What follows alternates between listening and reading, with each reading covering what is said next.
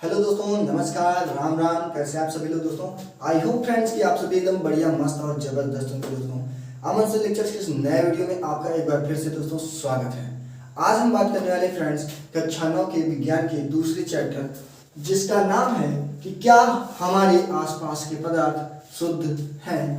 बात करेंगे दोस्तों दूसरे चैप्टर की जिसका नाम है क्या हमारे आसपास के पदार्थ शुद्ध हैं। तो हमारा दोस्तों क्लास 9 का पहला चैप्टर विज्ञान का समाप्त हो चुका था, जिसमें हमने आपको ठोस, द्रव, गैस के बारे में बताया, भौतिक और रासायनिक अवस्थाओं में। रासायनिक अवस्था के बारे में हमने कहा था कि आगे चर्चा करेंगे। भौतिक अवस्थाओं, ठोस, द्रव तथा गैस के बारे में चर्चा कर ली थी दोस्तों। वाष्पीकरण क्या होता है, हिमांक क्या होता है, हिमीकरण क्या होता है, क्वथनांक क्या होता है, गलनांक क्या होता है, ये सारी चीजें दोस्तों हमने अच्छे से वहां पर समझ ली थी।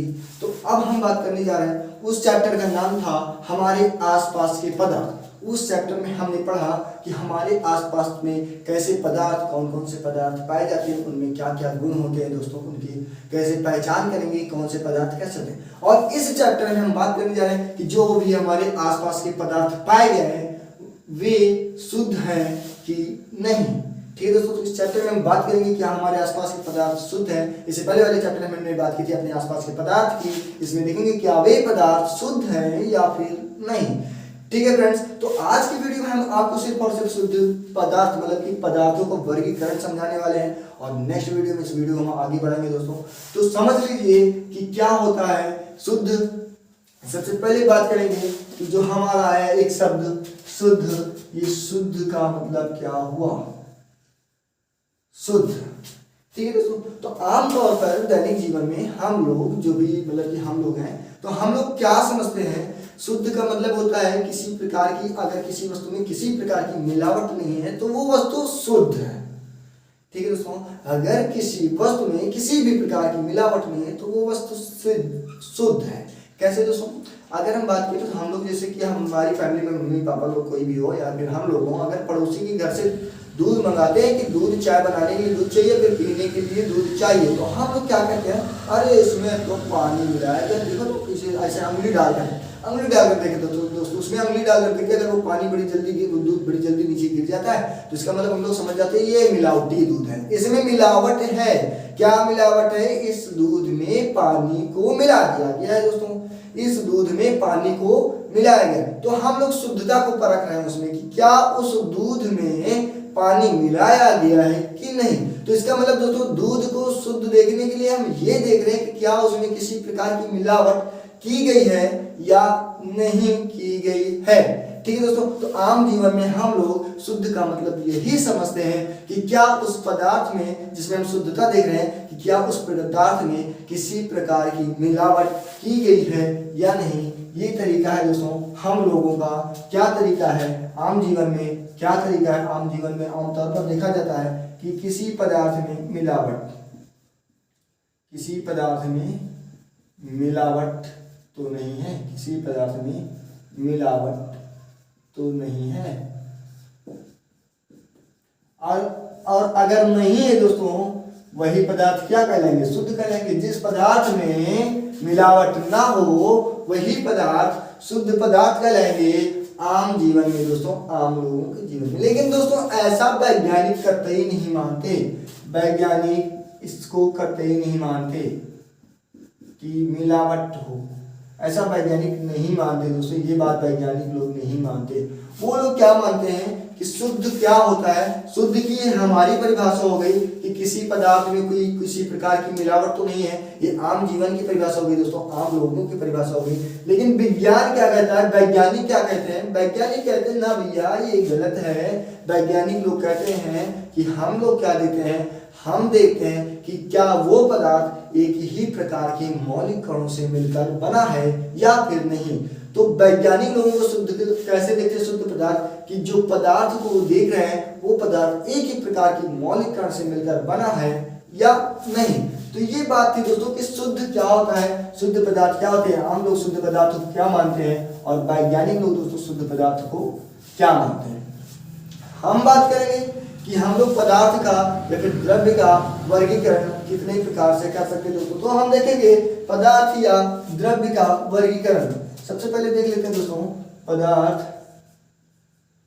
जिसे हम लोग द्रव्य बोल सकते हैं दोस्तों, पदार्थ या द्रव्य का वर्गीकरण।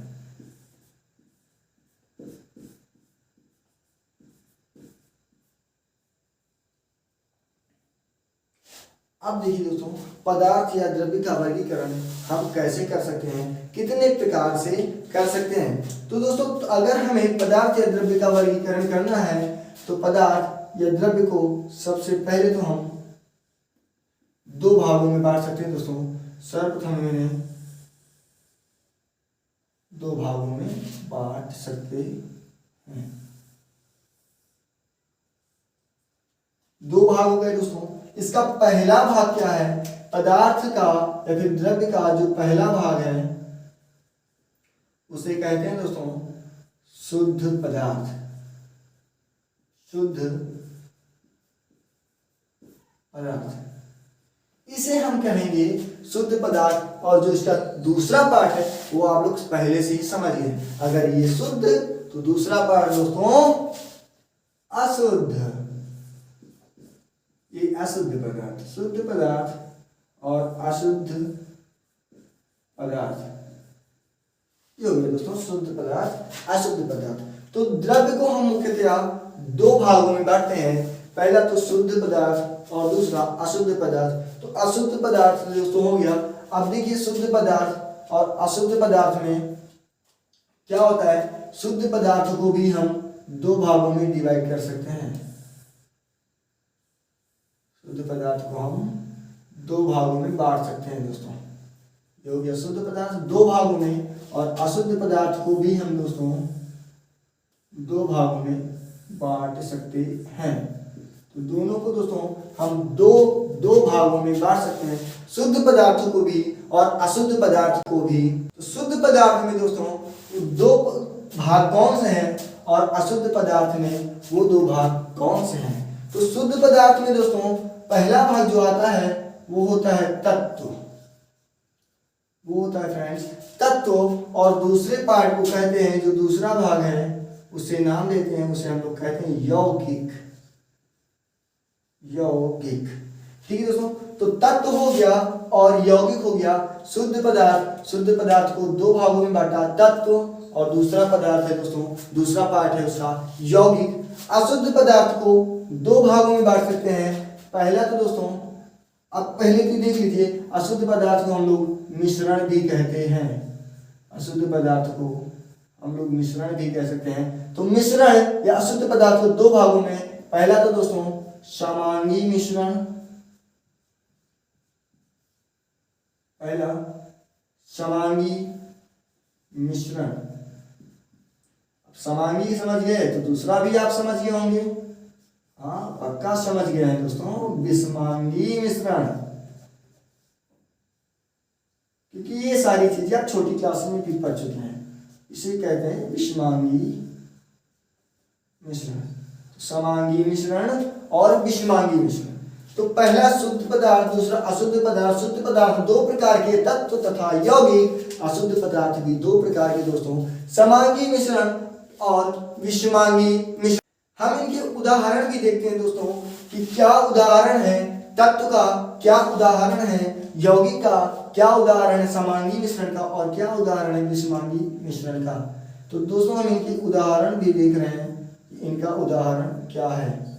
उदाहरण, इसका भी उदाहरण और इसका भी दोस्तों देखेंगे हम उदाहरण। इनके उदाहरण की बात करें तो दोस्तों तत्व का जो उदाहरण होगा, तत्व के उदाहरण में हम लिख सकते हैं, तत्व के उदाहरण में हम कह सकते हैं जैसे कि हाइड्रोजन। तो दोस्तों हाइड्रोजन एक तत्व है, हाइड्रोजन कह सकते हैं। जैसे कि लोहा, ये दोस्तों तत्व हो गए,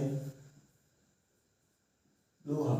यौगिक, यौगिक में उदाहरण कह सकते हैं दोस्तों जैसे कि जल है, तो जल एक यौगिक है। और जैसे कि दोस्तों बात करें नमक, तो नमक भी एक यौगिक है। ये दोस्तों हो गए यौगिक।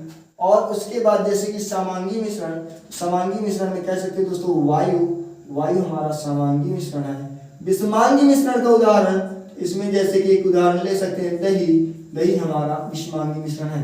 तो दोस्तों जाहिर सी बात है, एकदम सही बात है कि अभी आपको ये उदाहरण समझ में आने वाले नहीं है, क्योंकि हम बात कर रहे हैं सिर्फ और सिर्फ पदार्थ के वर्गीकरण की। हम यहाँ पर कतई चर्चा नहीं कर रहे हैं कि शुद्ध पदार्थ किसे कहते हैं, अशुद्ध पदार्थ किसे कहते हैं, तत्व किसे कहते हैं, यौगिक किसे कहते हैं, समांगी मिश्रण की परिभाषा क्या होगी, विषमांगी मिश्रण की परिभाषा क्या होगी, इनकी चर्चा हम दोस्तों कर ही नहीं रहे। तो उदाहरण ना समझ में आना जाहिर सी बात है दोस्तों। तो आप लोग कभी भी मत घबराइए, अभी तो हम सिर्फ वर्गीकरण करते हुए कि आपको बता दे रहे हैं इनका उदाहरण, क्योंकि ये वर्गीकरण होते ही हम पोस्टमार्टम करेंगे एक एक परिभाषा का दोस्तों, तो कोई दिक्कत नहीं होगी तब समझने में ये क्या होते हैं, और ये आपको ये वाला वीडियो और भी बेहतर समझ में आ जाएगा दोस्तों। तो बने रहिए पूरे वीडियो के साथ। अब देखिए, तत्व हो गया, यौगिक हो गया, समांगी मिश्रण, विषमांगी मिश्रण।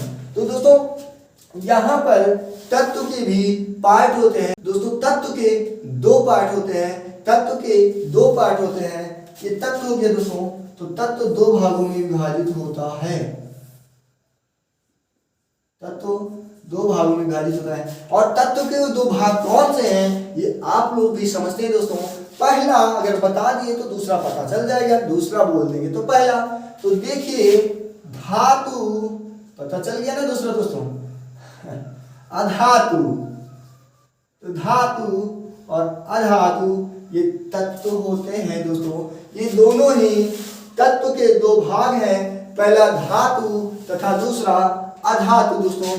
अब देखिए धातु और अधातु का भी देखते हैं कि धातु का उदाहरण क्या है, अधातु का उदाहरण क्या है। तो दोस्तों धातु और अधातु के उदाहरण कॉपर तथा कार्बन आते हैं। कॉपर दोस्तों, कॉपर जो होता है वो धातु का उदाहरण है, कॉपर, और जो कार्बन है दोस्तों, कार्बन अधातु का उदाहरण है। ठीक है फ्रेंड्स, तो ये था पूरा का पूरा पदार्थ का वर्गीकरण, द्रव्य का वर्गीकरण। तो द्रव्य को दोस्तों, द्रव्य को हम, पदार्थ को हम दो भागों में बांटते हैं। पहला तो शुद्ध पदार्थ, पहला तो हम कह सकते हैं दोस्तों शुद्ध पदार्थ, दूसरा अशुद्ध पदार्थ। पदार्थ दो प्रकार के होते हैं, पहला शुद्ध, दूसरा अशुद्ध। और शुद्ध पदार्थ को हम विज्ञान में कैसे परिभाषित करते हैं दोस्तों, कि उसमें उसके जो कण हैं एक ही प्रकार के, वो जो पदार्थ बना है एक ही प्रकार के मौलिक कणों से बना हो, तो दोस्तों उसी को हम कहते हैं शुद्ध पदार्थ। शुद्ध हो गया, अशुद्ध हो गया। शुद्ध पदार्थ दो प्रकार के दोस्तों, अशुद्ध पदार्थ भी दो प्रकार के। इसका पहला प्रकार तत्व, दूसरा यौगिक। इसका पहला समांगी, इसका विषमांगी। ठीक है दोस्तों। अब देखिए तत्व का उदाहरण हाइड्रोजन, यौगिक का उदाहरण जल, समांगी मिश्रण का उदाहरण वायु, विषमांगी मिश्रण का उदाहरण दही।